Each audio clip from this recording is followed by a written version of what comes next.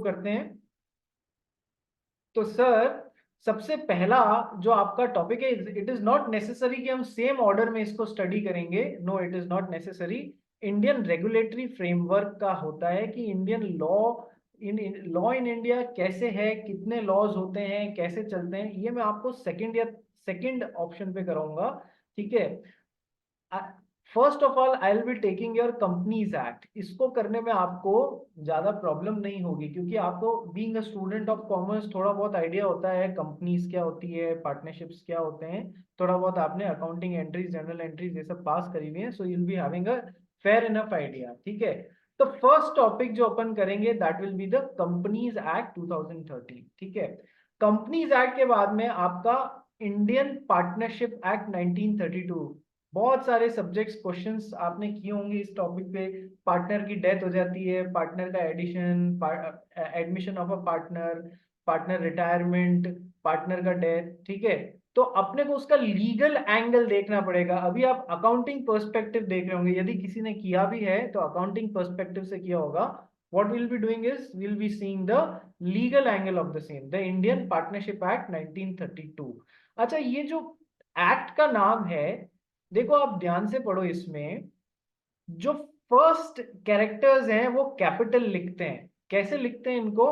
Indian, the companies का सी बड़ा, act का ए बड़ा। यदि किसी एक्ट वर्ड में, एक तो होता है एक्ट कोई इस तरीके से लिख रहा है, एक होता है एक्ट कोई इस तरीके से लिख रहा है, दोनों में फर्क है। This is for some law, ये किसी लॉ को रेफर कर रहा है, और ये आपके किसी काम को, किसी एक्टिविटी को रेफर कर रहा है, दोनों में फर्क होता है। तो जब भी अपन किसी लॉ का रेफरेंस देंगे, हमें कैसे लिखना है? फर्स्ट इसके जो कैरेक्टर्स हैं ये आपको कैपिटल में लिखने हैं, द कंपनीज एक्ट, और कॉमा के बाद में कौन से साल में वो एक्शन में आया है, हमें ये भी प्रॉपरली याद रख के मेंशन करना रहेगा। ठीक है नमित, बोर तो नहीं कर रहा हूँ? No sir, no sir. Okay. यदि तुम्हारे बैकग्राउंड में नॉइस नहीं है तो तुम सब लोग अपने आप को अनम्यूट कर लो। ठीक है। If there is no noise in the background, यदि नॉइस है तो अलग बात है, क्योंकि घर में बैठे हो, कभी किसी का टीवी चल रहा होगा, किसी के मम्मी पापा उसके यल मतलब तुम्हारे ऊपर चिल्ला रहे होंगे, कई बार ऐसा भी हो जाता है। ठीक है। तो बड़ी फनी सिचुएशंस हो जाती हैं कई बार किसी के मम्मी पापा मेरे साथ बैठ के वो भी पढ़ने लग जाते हैं। Then after that I have to solve their doubts also, कि सर इसमें ऐसा क्यों नहीं और ऐसा क्यों हुआ। तो हर तरीके की सिचुएशंस देखने मिलेंगी। एंजॉय करना, लॉ का सब्जेक्ट बहुत अच्छा है। यदि इसको आपने अपने सही पर्सपेक्टिव में लिया तो आप you are going to enjoy it really very much. तो कंपनीज एक्ट से शुरुआत करेंगे, पार्टनरशिप एक्ट 1932। अब कंपनी की सबसे बड़ी एडवांटेज क्या होती है और पार्टनरशिप की सबसे बड़ी डिसएडवांटेज क्या होती है, आप में से कौन बता सकता है? कि यदि मान लो नेतन को और नमित को मिलके कोई बिजनेस स्टार्ट करना है, दोनों बहुत अच्छे फ्रेंड्स हैं, दोनों को मिलके कोई बिजनेस स्टार्ट करना है। ठीक है। तो इन दोनों ने सोचा, पहले सोचा चलो अपन पार्टनरशिप खोल लेते हैं, फिर इन्होंने सोचा नहीं नहीं अपन कंपनीज खोल लेते हैं। तो ये दोनों कंफ्यूज हैं कि कौन से फॉर्मेट में अपन दोनों अपना बिजनेस स्टार्ट करें। ठीक है। तो आप, क्या आप में से कोई मुझे बता सकता है कि यदि ये दोनों कंपनी फॉर्मेट में बिजनेस स्टार्ट करते हैं तो उसका सबसे बड़ा एडवांटेज क्या है, और पार्टनरशिप फॉर्म में बिजनेस स्टार्ट करते हैं तो उसका सबसे बड़ा एडवांटेज क्या है? एक रफ आइडिया यदि आप लोग ट्राई करना चाहें तो। Would anybody like to try? क्यों कंपनी में जाना चाहिए या क्यों पार्टनरशिप में जाना चाहिए, बताओ। सर अगर हम कंपनी में जाएगा तो हमको लिमिटेड लाइबिलिटी मिलेगी, तो वेरी हमको अपना। नाइस नीव मुरार का, वेरी नाइस। अब एब्सोल्युटली राइट कि सर यदि ये कंपनी फॉर्मेट में दोनों नेतन और नमित यदि कंपनी फॉर्मेट में बिजनेस धंधा स्टार्ट करना का सोचते हैं तो सर इनको लिमिटेड लाइबिलिटी का बेनिफिट मिलेगा। लिमिटेड लाइबिलिटी का बेनिफिट मिलेगा का क्या मतलब हुआ? मान लो कंपनी की एसेट्स है 1 करोड़ रुपए की, और किसी कारण से कंपनी की लाइबिलिटीज हो जाती है 2 करोड़ रुपए की, तो सर एसेट से ज्यादा लाइबिलिटीज हो गई। अब ये एक्स्ट्रा 1 करोड़ रुपए की लाइबिलिटीज जो है ये नेतन और नमित को अपने घर से नहीं चुकानी पड़ेंगी, ये कंपनी की लाइबिलिटी थी, कंपनी को ही चुकानी पड़ेंगी। इनकी तो लिमिटेड लाइबिलिटी है, जितना इन्होंने कमिट किया है उतना ही पैसा इनको देना पड़ेगा। बचे हुए 1 करोड़ रुपए के लिए इनके घर बार की चीजें नहीं बेची जा सकती है। जबकि पार्टनरशिप में क्या होता है रे?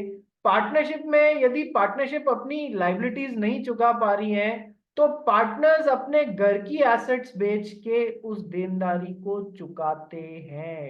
क्या आपको सबको फर्क समझ में आया? नीव, नेतन, नमित, यस, समझ में आ रहा है बेटा सबको?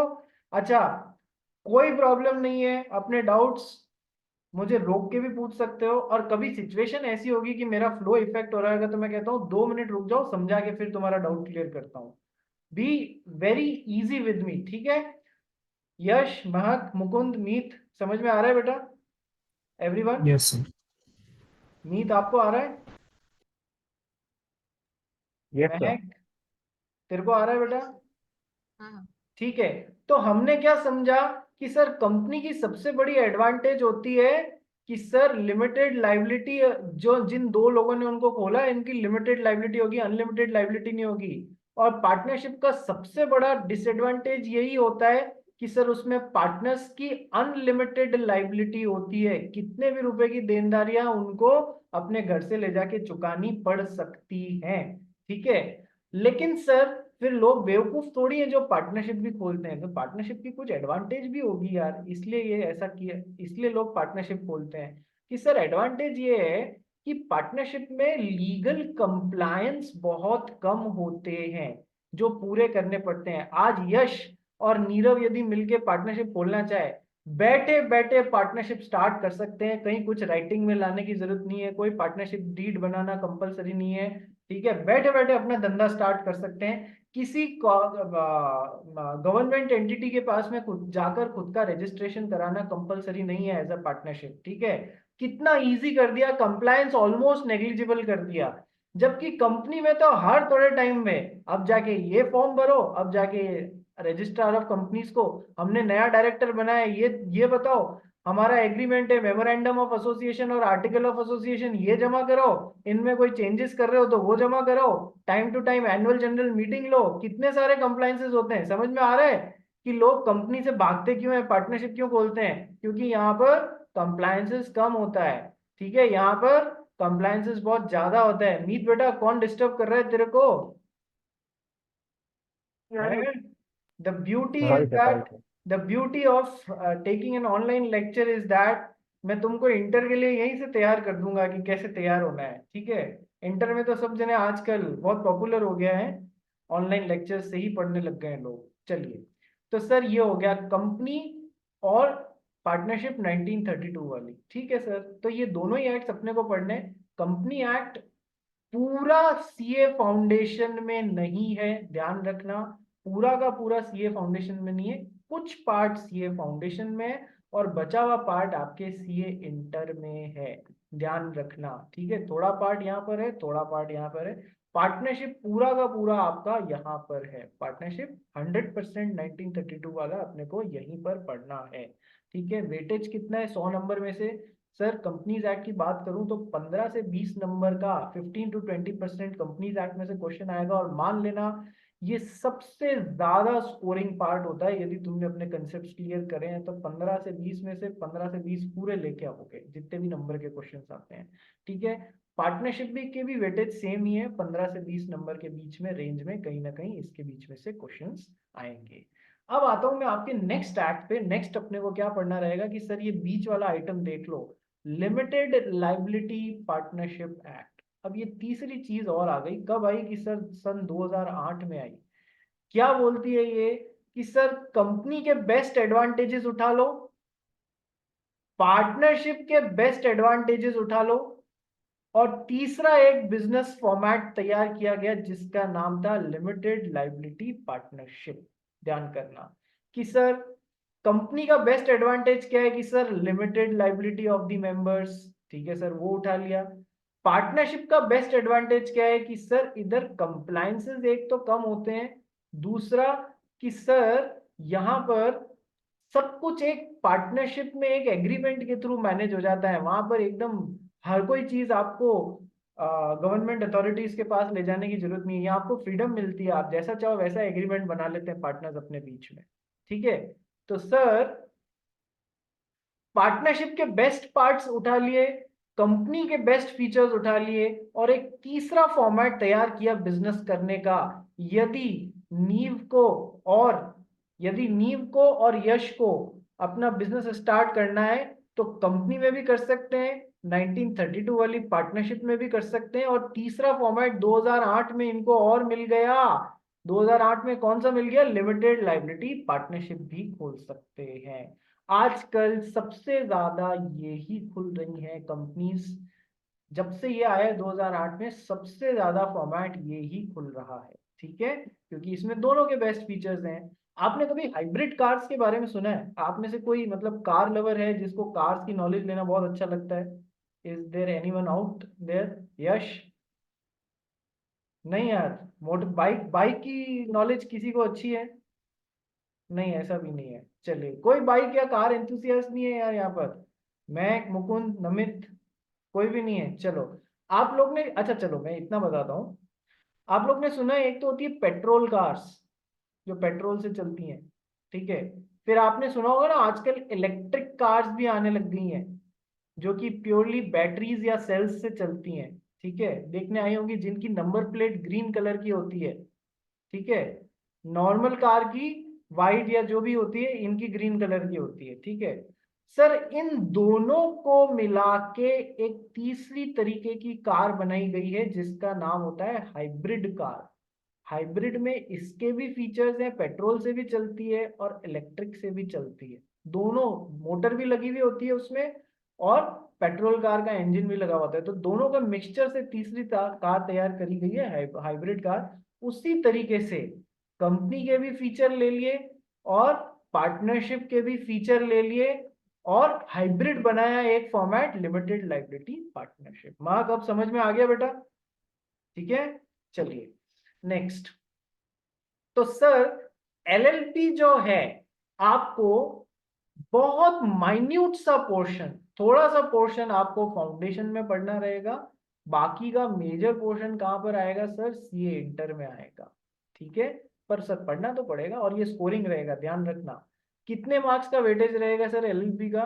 कि सर 5 से 10 नंबर का बोला गया है, बट ऑब्जर्व ये किया जाएगा कि सर मैक्सिमम 6 नंबर का एक क्वेश्चन डाल देंगे। तो सर रेंज में ही है, 5 से 10 नंबर का बोला तो 6 नंबर का एक क्वेश्चन दे दिया जाएगा आपको, ठीक है सर। अब नेक्स्ट एक्ट आता है आपके, द इंडियन कॉन्ट्रैक्ट एक्ट 1872। मेरी बात ध्यान से सुनना, मस्ती से सुनना। खाना आपकी क्लास अभी जैसे मैम ने आज 8:30 की रखी है, तो मैक्सिमम लोग, हो सकता है कुछ लोग मेरी क्लास में खाना खा के बैठे, कुछ लोग ऐसे ही बैठ जाएं, ठीक है। कुछ लोग ऐसे भी होंगे जो क्लास के दौरान खाते रहेंगे, ठीक है, बट अटेंशन यहाँ पर रखना, ठीक है। चलो, तो सर, इंडियन कॉन्ट्रैक्ट एक्ट 1872 कब का बना हुआ है यार? ये 1872 का बना हुआ है, 150 साल के आसपास हो गए इस एक्ट को बने हुए अपने इंडिया में, ठीक है। अब 1872 में इंडिया पे कौन राज करता था यार? Who used to rule India? B, let it be a two way communication, जैसे अपन क्लास में बैठे हो ना वैसे कम्युनिकेट करो मेरे साथ में। 1872 में who used to rule over India? बताओ। इतना सोचना पड़ रहा है क्या? अंग्रेजों से आजादी कब मिली थी? अपना इंडिपेंडेंस 1947। 1947, ठीक है। तो sir, English people use to rule India, तो सर ये लॉ उनके टाइम का बनाया हुआ है? यस सर, 1872 में वही अपने यहाँ रूल करते थे, तो ये लॉ उन्हीं के टाइम का बनाया हुआ है, उन्हीं के टाइम का बनाया हुआ है। तो उनके खुद के इंग्लिश जगह पर इंग्लैंड में कॉन्ट्रैक्ट एक्ट बना हुआ था सर। Yes sir. तो सर उस कॉन्ट्रैक्ट को और इंडिया में जो उन्होंने कॉन्ट्रैक्ट एक्ट बनाया उसको नाम डिफरेंशिएट करने के लिए उन्होंने क्या किया? हमारे इंडिया में जो बनाया था ना, जो लागू था, उसके आगे वर्ड लगा दिया इंडियन कॉन्ट्रैक्ट एक्ट। समझ में आया क्यों नाम इंडियन कॉन्ट्रैक्ट एक्ट पड़ा? यस सर, इतना पुराना है, Britishers used to rule at that time. इसी तरीके से देखो इंडियन पार्टनरशिप एक्ट, देखो इंडियन पार्टनरशिप एक्ट, कारण समझ में आया? कब बना हुआ है सर? 1932 में बना हुआ है, प्री इंडिपेंडेंस एरा का बना हुआ है, पहले का बना हुआ है। तो प्री इंडिपेंडेंस एरा का बना हुआ है, तो सर इसमें वर्ड इंडियन पार्टनरशिप एक्ट आ गया। चलिए, इंडियन कॉन्ट्रैक्ट एक्ट सबसे ज्यादा वेटेज वाला आपका पोर्शन रहेगा। इसमें 20 से 30 नंबर के सवाल पूछे जाएंगे और बहुत स्कोरिंग है और पढ़ने में बहुत ही ज्यादा मजा आएगा आपको इसको, इंडियन कॉन्ट्रैक्ट एक्ट 1872 को। अच्छा, क्या पढ़ेंगे अपन कि सर कॉन्ट्रैक्ट एक्ट में क्या पढ़ेंगे, कि सर कॉन्ट्रैक्ट कैसे बनता है, कॉन्ट्रैक्ट क्या होता है, कि सर यही सब पढ़ेंगे अपन। Yes sir. तो सर अब कॉन्ट्रैक्ट होता क्या है, थोड़ा सा एक ब्रीफ इंट्रोडक्शन दे रहा हूँ। आज की क्लास मैंने इंट्रोडक्टरी क्लास ही रखी है ताकि अपन सब लोग थोड़ा सा समझ लें चालू करने से पहले कि लॉ में एक्चुअली आपको पढ़ना क्या है। कंपनीज एक्ट में कंपनी से रिलेटेड बातें हैं कि सर कंपनी कैसे बनती है, कंपनी क्या होती है, कि सर कंपनी बनाने की प्रोसेस क्या है, स्टेप्स क्या क्या है कंपनी को इनकॉर्पोरेट करने के, कंपनी को बनाने समय कौन कौन से डॉक्यूमेंट्स लगेंगे, कंपनी के फीचर्स क्या क्या है, ठीक है। कंपनी के अंदर कंपनीज एक्ट में सर्टेन डॉक्ट्राइंस होती हैं, डॉक्ट्राइंस मतलब एस्टैब्लिश्ड प्रिंसिपल्स ऑफ लॉ, कि सर वो कौन कौन से डॉक्ट्रिन्स हैं, ये सब आपको थोड़ा थोड़ा पढ़ना रहेगा। बहुत स्कोरिंग है। पार्टनरशिप एक्ट में पार्टनरशिप कैसे बनती है, पार्टनर्स के राइट्स और ड्यूटीज क्या क्या हैं, पार्टनरशिप कैसे खत्म होती है, ये सब चीजें बनने से लेके खत्म होने तक। एलएलपी में बहुत कम है, मेजोरिटी पोर्शन कहाँ डाल दिया, इसलिए इंटर में डाल दिया। कंपनीज एक्ट का भी मेजोरिटी पोर्शन इंटर में है, अपने को केवल इंट्रोडक्टरी पोर्शन पढ़ना है और मजा आएगा, ठीक है। तो सर कॉन्ट्रैक्ट एक्ट में क्या क्या पढ़ेंगे अपन, सर दो लोगों के बीच में कोई एग्रीमेंट या कॉन्ट्रैक्ट बनता है ना, मैं तेरे को मेरी गाड़ी बेचूंगा, तू मेरे को 10 लाख रुपए दे देना, बन गया दोनों के बीच में कॉन्ट्रैक्ट। Yes sir. तो सर दो लोगों के बीच में मैं दो एग्जाम्पल देता हूं, बताना कौन सा कॉन्ट्रैक्ट है और कौन सा कॉन्ट्रैक्ट नहीं होना चाहिए, ठीक है। यश जो है उसने मीत के साथ में एक एग्रीमेंट बनाया, एक कॉन्ट्रैक्ट बनाया, क्या, मैं तुझे अपना घर दूंगा, तू मुझे बदले में 1 करोड़ रुपए दे देना। दोनों को समझ में आ गया, दोनों ने एक दूसरे से वादा कर दिया, हाँ मैं तुझे अगले महीने की 1 तारीख को अपना घर बेचूंगा, अपना फ्लैट बेचूंगा, और तू मुझे 1 करोड़ रुपए दे दे। दिस इज एग्जाम्पल नंबर 1, ठीक है। एग्जाम्पल नंबर 2 में महक ने, महक को पता नहीं मोदी सर क्या पढ़ा रहे, महक को आ गया गुस्सा। महक ने मुकुंद को, और वो ऐसी है, वो साथ में ऐसे भी कर रही है, सर आपने तो मेरे मन की बात पकड़ ली, पता नहीं क्या पढ़ा रहे हो, ठीक है। तो महक ने मुकुंद को बोला, मुकुंद यदि तू मोदी सर का मर्डर कर देगा तो मैं तुझे 5 लाख रुपया दूंगी। और मुकुंद भी ऐसा गंदा है कि हाँ बोल दिया, 5 लाख रुपए कमाने का और उस पीछा भी छुड़ाने का मौका कब कब लगता है, तो इसने भी, बेकार आदमी ने हाँ बोल दिया, दोनों के बीच में बन गया एग्रीमेंट, ठीक है। अब कौन सा सही लगता है और कौन सा गलत लगता है, मुझे ये बात बताओ। एग्जाम्पल नंबर 1 सही दिखता है, एग्जाम्पल नंबर 2 गलत दिखता है, कि सर उल्टा मत बोलो, हमें तो ये सही दिखता है, नहीं नहीं नहीं, ऐसा मत बोलो, ठीक है। सर पहला वाला जो एग्रीमेंट है ना, ये लॉ की नजरों में बिल्कुल सही है। घर बेचने और खरीदने में किसी को क्या दिक्कत हो सकती है, लॉ कभी मना करता है आपको घर खरीदने और बेचने का, नहीं, ये बिल्कुल वैलिड है। तो सर ये एग्रीमेंट जो है ना, ये कॉन्ट्रैक्ट कहलाएगा, ये बिल्कुल सही एग्रीमेंट है, उसे हम कॉन्ट्रैक्ट बोलेंगे। जबकि सेकंड एग्रीमेंट जो है बेटा, ये सेकंड एग्रीमेंट जो है, ये लॉ की नजरों में सही नहीं है। क्यों? हमारे लॉज में मर्डर करना मना किया गया है या नहीं किया गया है, मर्डर करने को मना किया गया है ना। तो सर ये एग्रीमेंट लॉ के हिसाब से सही है क्या? नहीं सर, ये एग्रीमेंट लॉ के हिसाब से सही नहीं है, ठीक है। यश समझ में आ रहा है या नहीं? Yes sir. ठीक है। तो कॉन्ट्रैक्ट की डेफिनेशन बताता हूं, फॉर्मूला कॉन्ट्रैक्ट का, बस इंट्रोडक्टरी पार्ट है। Contract is an agreement which is enforceable by law. Contract किसे बोलते हैं? एक ऐसे एग्रीमेंट को बोलते हैं which is enforceable by law, जिसे हम लॉ में कोर्ट में जाके एनफोर्स करा सकते हैं, ऐसे एग्रीमेंट को कॉन्ट्रैक्ट बोलते हैं, जो लॉ के हिसाब से बिल्कुल सही हो, जिसे हम कोर्ट में जाके लॉ में जाके एनफोर्स करा सकते हैं। क्या तुमको इसको समझा, फर्दर समझने की जरूरत है? नहीं, ये अपने आप में सेल्फ एक्सप्लेनेटरी फॉर्मूला है, सेल्फ एक्सप्लेनेटरी डेफिनेशन है। Contract is an agreement, contract एक ऐसे एग्रीमेंट को बोलते हैं जो लॉ के हिसाब से बिल्कुल सही है, जिसे कोर्ट्स में जाके एनफोर्स कराया जा सकता है। इधर देखो दोनों एग्जांपल्स को, मेरी हैंडराइटिंग पे मत जाना, मेरी भावनाओं और मेरे जो एग्जांपल्स हैं उन पे जाना, ठीक है। एग्जाम्पल 1, यश ने मीत को घर देके 1 करोड़ देने का वादा किया था, लेने का वादा किया था। मीत ने 1 करोड़ रुपया इसको दे दिया।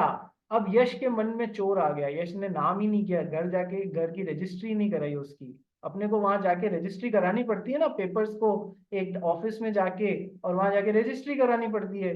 1 करोड़ रुपया तो ले लिया, लेकिन वहां जाके रजिस्ट्री नहीं कराई।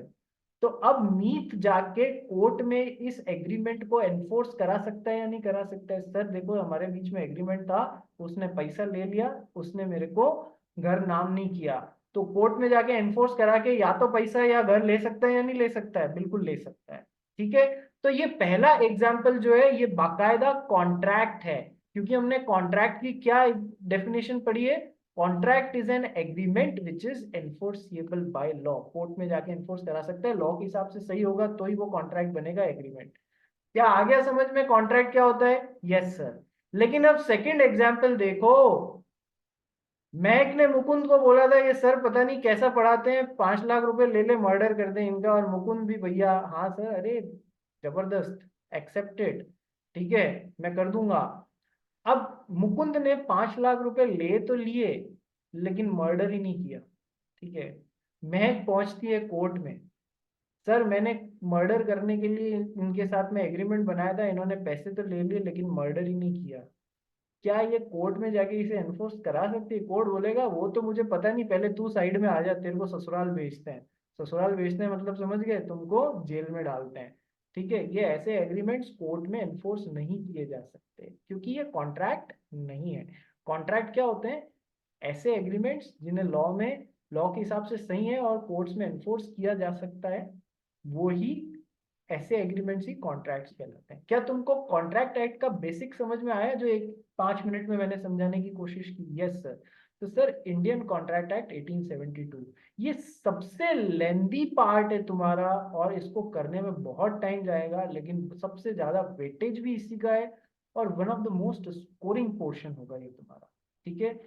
पहले क्या था, तुम्हारे जो फाउंडेशन का पोर्शन है उसमें कॉन्ट्रैक्ट एक्ट 2 हिस्सों में बटा हुआ है, केवल एक पोर्शन था। अब इसमें दूसरा पोर्शन जो इंटर का था वो भी लाके नए सिलेबस में फाउंडेशन में ही ऐड कर दिया गया है। तो पढ़ने में बेटा बहुत टाइम लगने वाला है, ठीक है, और स्पीड रखनी पड़ेगी, ठीक है। Indian contract act 1872 number 1। तो किस किस एक्ट के बारे में डिस्कस कर लिया मैंने आपसे? कंपनीज एक्ट बता दिया, पार्टनरशिप एक्ट बता दिया, लिमिटेड लाइबिलिटी पार्टनरशिप एक्ट 2008 बता दिया, ठीक है सर। उसके बाद में इंडियन कॉन्ट्रैक्ट एक्ट बता दिया, ठीक है सर। इंडियन रेगुलेटरी फ्रेमवर्क वही है, लॉ कितने तरीके के होते हैं, ये वो बहुत बेसिक बातें की गई, जिसमें आपको घोटना ज्यादा पड़ेगा, मेरे को समझाना कम है, आपको याद ज्यादा करना पड़ेगा। ये वो वाला पोर्शन है, ये बाद में उठा लूंगा, कोई ज्यादा वेटेज भी नहीं है इसका, 0 5 नंबर तक का सवाल आने वाला है इसमें से, ठीक है। चलिए नेक्स्ट, अब दो चीजें क्या बच गई हैं रे? दो चीजें बच गई हैं, एक तो the sale of goods act 1930, sale of goods act 1930। आइए बताता हूँ ये क्या है। ये भी कौन से जमाने में बना हुआ है सर? आजादी के पहले बना हुआ है, 1930 में बना हुआ है। तो सर आपने तो बोला था कि देखो ये आजादी के पहले बना हुआ है, इसमें वर्ड इंडियन आ गया, ये आजादी के पहले बना हुआ इंडियन आ गया, देखो इंडियन पार्टनरशिप आ गया, इंडियन कॉन्ट्रैक्ट एक्ट आ गया। सर ये भी तो आजादी के पहले बना हुआ है, 1930 में बना हुआ है, इसमें वर्ड इंडियन कहाँ चला गया? The Indian sale of goods act. अरे पहले इसमें भी था Indian sale of goods act. 1960s की लाइन में हमारे पॉलिटिशियंस को ध्यान पड़ा यार ये इंडियन वर्ड हटाना चाहिए, तो उन्होंने, अब हमारे पॉलिटिशियंस काम कैसे करेंगे? सड़क बनाएंगे तो आधी बनाएंगे, ठीक है, गटर बनाएंगे तो आधा बनाएंगे, पुल बनाएंगे तो पता नहीं कब पूरा होएगा, ठीक है। अभी वो एक याद रखने के लिए बता रहा हूँ, इसमें मन में मत ले लेना सब जने, है ना। तो sir sale, the Indian sale of goods act को इन्होंने the sale of goods act कर दिया, लेकिन ये चीज, यही चीज कॉन्ट्रैक्ट एक्ट और पार्टनरशिप एक्ट में से करना भूल गए, तो आधा अधूरा काम करके छोड़ दिया, केवल यहां से हटा दिया। The Indian sale of goods act को क्या कर दिया? Sale of goods act 1930। अब ये किस चीज के ऊपर एक्ट है यार, ये किस चीज के ऊपर लॉ है? कि सर ये सेल ऑफ गुड्स से रिलेटेड एक्ट है, एक कोई सेलर है और एक कोई बायर या परचेजर है, जब वो किसी गुड्स को खरीदने और बेचने का कॉन्ट्रैक्ट बनाते हैं, जब वो किसी गुड्स को खरीदने, सेलर बेचने और बायर खरीदने का आपस में एक एग्रीमेंट या कॉन्ट्रैक्ट बनाते हैं, तो उस ट्रांजैक्शन पे दो लॉ एप्लीकेबल होंगे। उस ट्रांजैक्शन पे दो लॉज एप्लीकेबल होंगे। कौन कौन से लॉज? एक तो होगा सेल ऑफ गुड्स एक्ट, ठीक है, और दूसरा होगा इंडियन कॉन्ट्रैक्ट एक्ट। सर एक ही ट्रांजैक्शन पे दो अलग अलग लॉ कैसे एप्लीकेबल हो जाएंगे? कि सर ऐसे, क्योंकि सेल ऑफ गुड्स एक्ट में किसी गुड्स को खरीदने या बेचने से रिलेटेड प्रोविजंस दिए गए हैं, और ये इनके बीच में बन क्या रहा है कि सर चीज को खरीदने और बेचने के लिए कॉन्ट्रैक्ट बन रहा है, तो कॉन्ट्रैक्ट एक्ट के भी प्रोविजंस एप्लीकेबल हो जाएंगे। आ गई बात समझ में क्यों दो एक्ट्स एप्लीकेबल हो जाएंगे? सबकी बात समझ में आ गई? यस और नो? मुकुंद, नेतन, नेतन, एम आई अंडरस्टैंडेबल? क्या मेरी बात बाउंसर तो नहीं जा रही है? Yes sir. नी मुरार का तेरे को समझ में आ रहा है बेटा? Yes sir. ठीक है, चलिए। अब मैंने इस दौरान ये तो बताया ही नहीं आपको कि सर ये गुड्स किसे बोला गया है। सर गुड्स मूवेबल आइटम को बोला जाता है गुड्स। इस एक्ट के हिसाब से गुड्स का मतलब क्या होता है? Movable item. जैसे चेयर, एक जगह से उठा के दूसरी जगह मूव कर सकते हो ना उसको। चेयर, टेबल, कार, मोटरसाइकिल, ये सब मूवेबल आइटम्स है।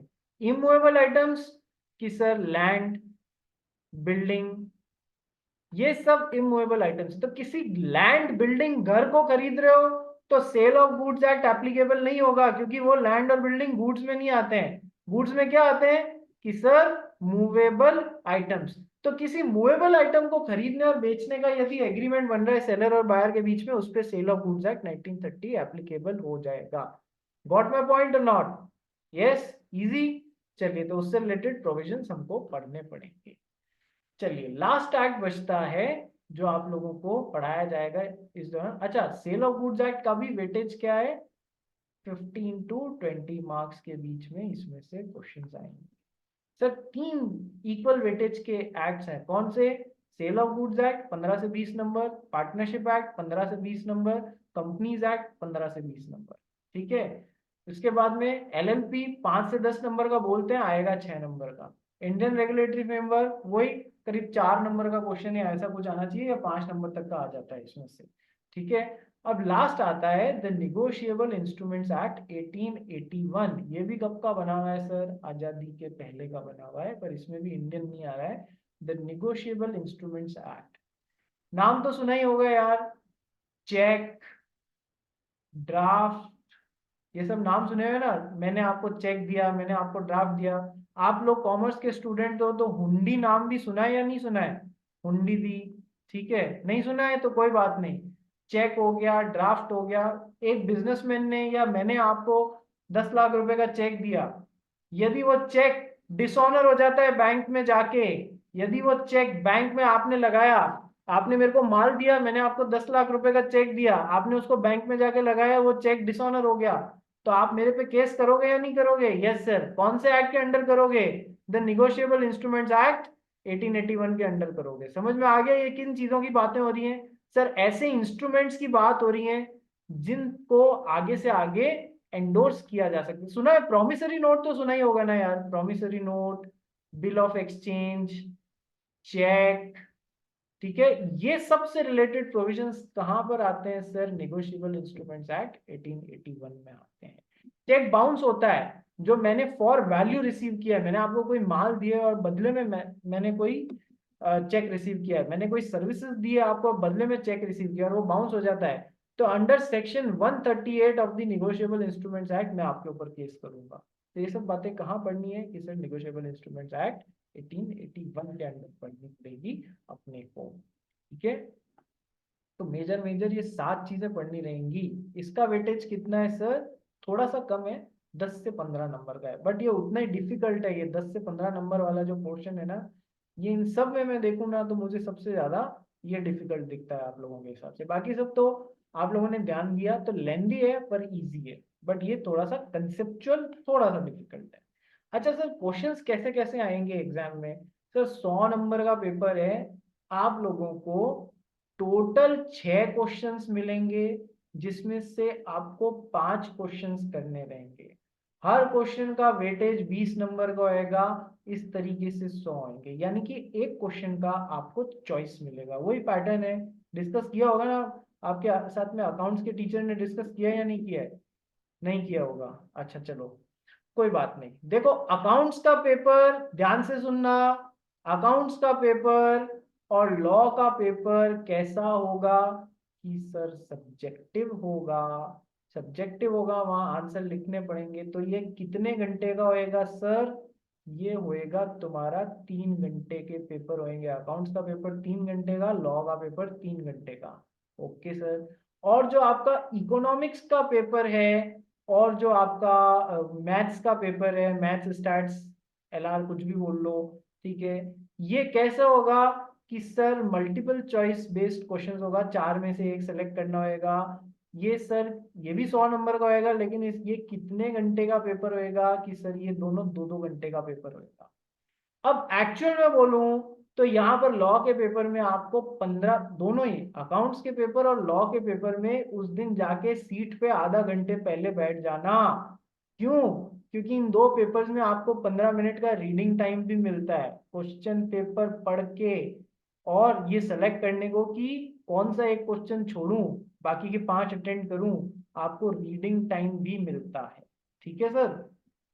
तो 15 मिनट रीडिंग टाइम का पूरा फायदा उठाना। यहाँ पर कितना मिलता है आई डोंट नो, मिलता है नहीं मिलता है कैसे क्या, बट यहाँ तो डेफिनेटली आपको मिलना मिलना ही है। ठीक है सर। अब सर ये जो 6 क्वेश्चन में से 5 अटेंड करने हैं, ये देख लो, मान लो ऐसे क्वेश्चन आए हुए हैं 1 2 3 4 5 6। ठीक है। ये first question will be your compulsory question, इसमें चॉइस नहीं है, ये तो आपको अटेंड करना ही पड़ेगा। बाकी के 5 में से आप कोई भी 4 अटेंड कर लीजिए, फर्स्ट क्वेश्चन तो आपको 100% कंपल्सरीली अटेंड करना ही पड़ेगा। ठीक है सर। आप क्या सोचते हैं कि मात्र 5 क्वेश्चन के लिए आपको कोई भी 100 नंबर दे देगा? सर इनके अंदर सब पार्ट्स आएंगे, ए बी सी। ठीक है, सी में भी ऐसा हो सकता है, सी का सब पार्ट 1 और सी का सब पार्ट 2। इन ऑल मिनिमम 20 से 22 क्वेश्चंस आपको 3 घंटे में अटेंड करने हैं। कितने क्वेश्चंस अटेंड करने हैं? 20 से 22 क्वेश्चंस अटेंड करने हैं। बात समझ में आई? स्पीड कितनी रखनी पड़ेगी, लेवल क्या तैयारी का रखना पड़ेगा। तो 20 से 22 क्वेश्चंस अपने को अटेंड करने रहेंगे 3 घंटे में। जब तक प्रैक्टिस नहीं करोगे तब तक अटेंड नहीं कर पाओगे, बार बार टेस्ट देना पड़ेगा तो ही उसकी प्रैक्टिस। तो ये एक ब्रीफ इंट्रोडक्शन था मेरा आज के लिए। ठीक है। अब जब भी नेक्स्ट क्लास मैम बोलेंगी तब से अपन अपना first part that is the companies act चालू कराऊंगा। उस क्लास में से अब कोई एब्सेंट मत रहना बेटा, और चैनल ज्वाइन कराऊंगा। अपना अपना नाम लिख के मेरे को भेज देना। कहाँ पर भेज देना? ग्रुप पे, ताकि मैं आपके नंबर्स को सेव कर सकूं। ठीक है। चलिए, that's all for today from my side. Thank you so much. Bye.